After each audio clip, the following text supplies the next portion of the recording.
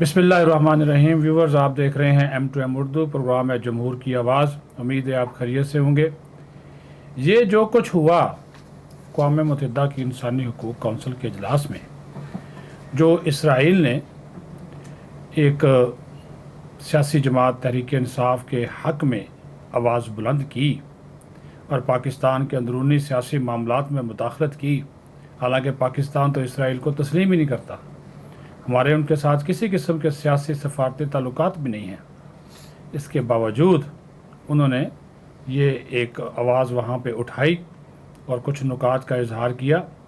उसके ऊपर आज बात करना बहुत ज़रूरी है, क्योंकि ये अगर आप ये समझें, और आपके समझने के लिए ये बात कर रहा हूँ कि ये यकदम से नहीं हुआ, अचानक नहीं हुआ।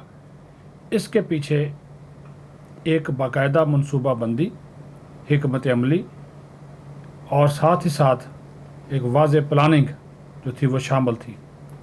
ख़ास तौर पर जब सियासी और सफारती मामलात होते हैं तो उसमें इस प्लानिंग को और उस टाइमिंग को मद्देनज़र रखा जाता है। और यही काम इसराइली नुमाइंदे ने अक़वाम मुत्तहिदा के जो इंसानी हकूक़ की तंजीम है उसके इजलास में किया, और ये सारा कुछ तयशुदा मनसूबा बंदी का हिस्सा था। अब ये कहानी का दूसरा रुख जाने कि ऐसा क्यों हुआ, उसके लिए ये समझना ज़रूरी है। ये साथ साथ कुछ तस्वीरें चल रही हैं, ये आप देखते जाइएगा, आपको ख़ुद आइडिया हो जाएगा कि मैं जो बात कर रहा हूँ उसमें कितना वज़न है या सदाकत है। ये एक मुकम्मल जो कहानी है और मेहनत है महीनों की, और इसके जो चंद हक़ाइक़ हैं वो बहुत ज़रूरी हैं ताकि आपका जो नॉलेज है उसमें इजाफ़ा हो। ये जो आप तस्वीर देख रहे हैं, डॉक्टर आसिफ महमूद, ये एक पाकिस्तानी अमेरिकन हैं, और ये तस्वीर उनकी है अमेरिका की नायब सदर कमला हारिस के साथ। और ये जो कमला हारिस हैं ये इंडियन निजाद हैं, इंडियन निजाद अमेरिकी हैं, और डॉक्टर आसिफ महमूद जो हैं ये कादियानी हैं। ये भी याद रखें। 16 अप्रैल 2023 को ये मुलाकात करते हैं, और ये तहरीक इंसाफ अमेरिका के कारकुन हैं डॉक्टर आसिफ महमूद। फिर आपको याद होगा एक लॉबिंग फर्म हायर की जाती है तहरीक इंसाफ की जानब से, जिसको तकरीबन कोई 8-10 हज़ार डॉलर माहाना अदा करने होते हैं, और वो फिर लॉबिंग करती है मुख्तलिफ अरकान कांग्रेस को। वो हर मुल्क लॉबी हायर करता है, पैसे लेते, डॉलर लेते हैं, उसके हक़ में फिर वो बोलते हैं। एक तो ये बात हो गई। अब ये जितने भी कांग्रेस के चंद दीगर रहनुमा हैं अमेरिकी कांग्रेस के, ठीक है जी, उन्होंने उनके साथ भी मुलाकातें की। किसने ये मुलाकातें की? जनाब इसी डॉक्टर आसिफ महमूद ने। उसमें Brad Sherman, Ted Lieu, Eric Swalwell, Gregory Meeks, Ro Khanna, Jacky Rosen, Mike Levin, Linda Sanchez और सेनेटर कैथरीन कोट्स भी शामिल हैं इन मुलाकातों में। वो इनसे मुलाकातें इनकी होती रहीं। अब अगर आप इन शख्सियात की जो प्रोफाइल है उसके ऊपर गौर करें तो आप ये दंग रह जाएंगे ये बात जानकर भी कि हैरान कुन तौर पर इन लोगों में से, जिस तरह मैंने पहले बताया कि जो कमला हारिस हैं वो भारतीय अमरीकी हैं, जिसने हलफ उठाने के बाद भारतीय वज़ीर-ए-आज़म नरेंद्र मोदी से मुलाकात भी की थी। जो कांग्रेसमैन हैं ब्रैड शर्मन और इसकी बीवी, ये दोनों जो हैं वो यहूदी हैं। कांग्रेस वो मैन जैकी रोज़न ने सियासत में आने से पहले हैंडरस में एक इस्लाही यहूदी इबादत गाह की सदर के तौर पर खिदमात अंजाम दी।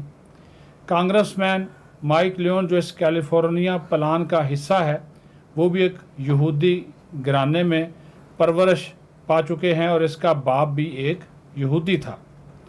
यानी ये जितने भी लोग इस कैलिफोर्निया प्लान का हिस्सा थे वो ना सिर्फ यहूदी, नसरानी, कादियानी और हिंदू थे, बल्कि पाकिस्तान दुश्मन भी थे। इन मुलाकातों के नतीजे में एक जामे मंसूबे पर इत्तफाक हुआ।